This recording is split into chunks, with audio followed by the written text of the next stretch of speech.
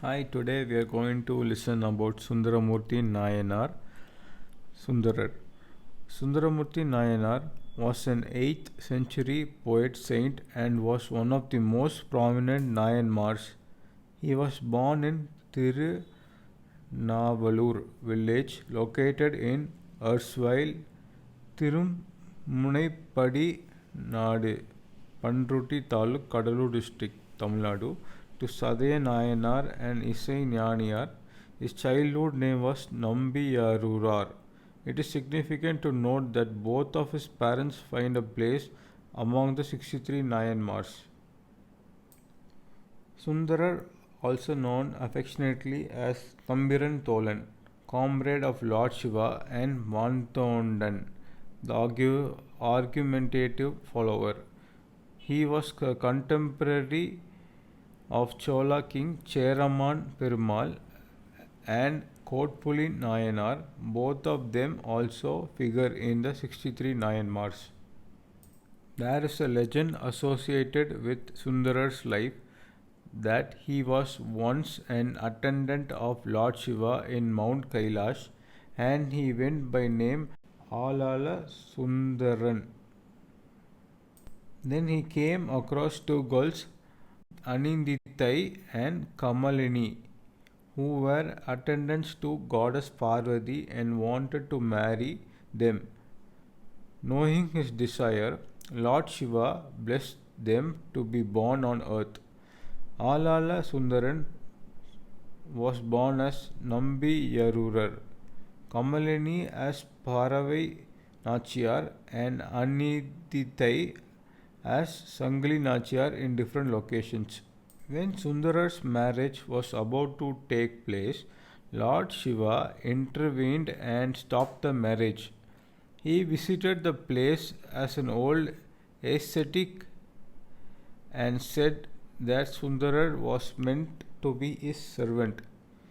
He further said that Sundarar's grandfather Aruran of Navalur had pledged him as his servant and had given this in writing on a palm leaf manuscript. Sundarar and the people assembled for the wedding scoffed at him and called him a madman, Pithan. When the crowd asked the ascetic, Ascetic, to show the evidence, he asked them to follow him to Tiruvennai Nallur, where he had kept the original palm leaf manuscript. On reaching the Tiru temple in Tiruvennai Nallur, the ascetic went inside the sanctum and disappeared. Sundarar and others were shocked. Then the Lord's divine voice was heard saying that he had come to remind Sundarar of his previous birth as Alala Sundaran, a servant in Mount Kailash. He further told Sundarar that since he quarrelled with him, he would henceforth be known as Mandondan, and asked Sundarar to worship him by way of singing his praise. Since Sundarar had called Lord Shiva a madman, the Lord instructed him to compose a hymn starting with the word Pithan. This resulted in his first song, Pitta Pirai. Since Lord Shiva stopped Sundarar's wedding, the Lord at Tiruvennallur is called by the name Sri Taduthu Atkonda Nadar. After this, it is believed that Sundarar travelled many places and rendered many padigams in praise of Lord Shiva.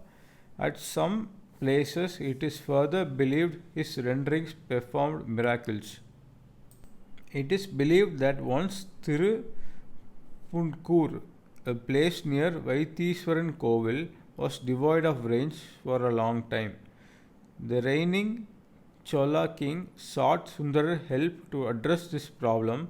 The saint agreed to help but put up a condition saying that 12 acres of land be donated to Tiruppunkur temple if he is able to bring the rains. The king agreed and as soon as Sundarar completed his hymn praising the Lord at Tiruppunkur temple, it started pouring incessantly. After a few days, Sundarar was summoned again by the king to fix the problem of heavy rains. Sundarar once again insisted that 12 more acres be given to the temple should the rain stopped after this song. The same happened and the temple became richer by 12 more acres. At Avinashi temple, Sundara rendered his padigam and resurrected an 8-year-old boy who had died 3 years ago after being swallowed by a crocodile. The legend states that at Tiruvarur he recited the names of all 63 Nayanars, and his recitation is called Thiru Thondar Thogai. In one of his padigams, he referred to himself as the servant of these Nayanmars. During his pilgrimage, he met Paravai Nachiyar in Tiruvarur and Sangli Nachiyar in Tiruvotriyur.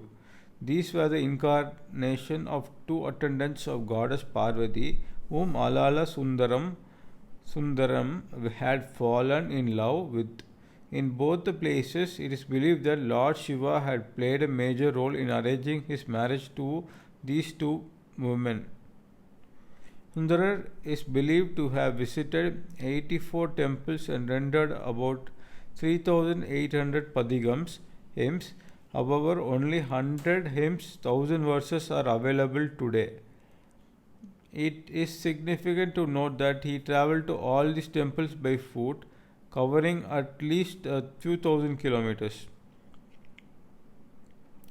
Sundarar's padigams Tirupattu are collected into the 7th volume of these Tirumurai along with the compositions of Tirunyana Sambandar and Appar. The popular compositions of Sundarar are Ponnar Meniyane,